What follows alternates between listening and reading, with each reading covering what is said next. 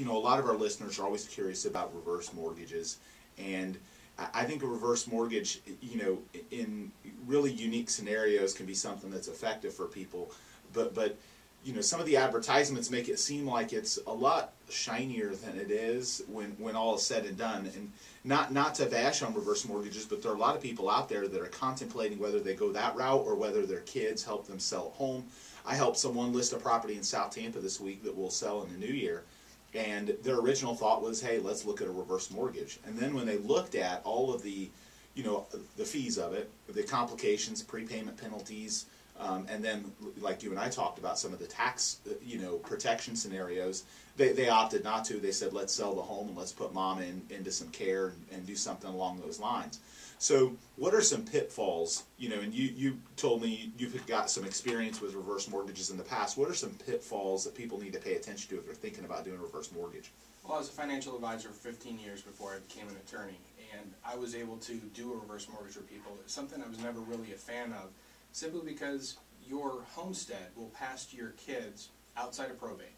And by doing a reverse mortgage, you're automatically losing that because the company you're doing the reverse mortgage with is going to end up with the home.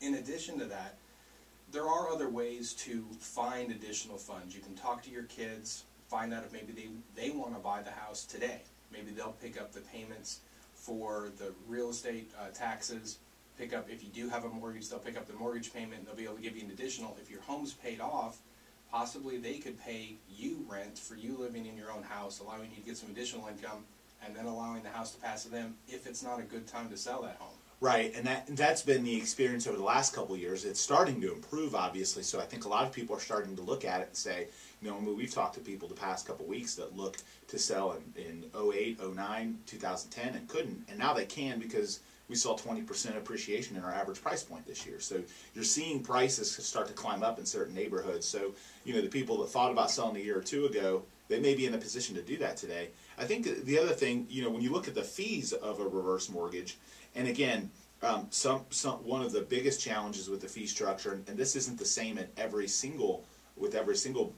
product, but there's some heavy prepayment penalties.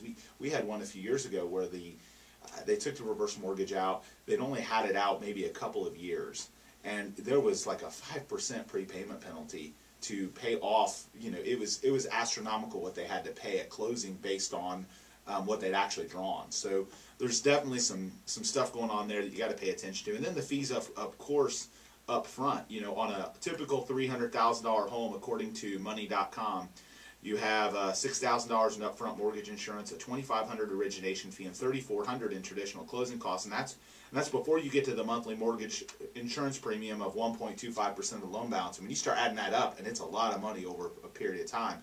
And again, it's not to say that the reverse mortgage isn't the right scenario for certain situations. It's just not an end-all cure for liquidity problems in retirement. I think you're better off working with a real estate agent, talking to your family, and working some other scenario out, and taking a reverse mortgage is maybe a last step where nothing else is really going to work for you.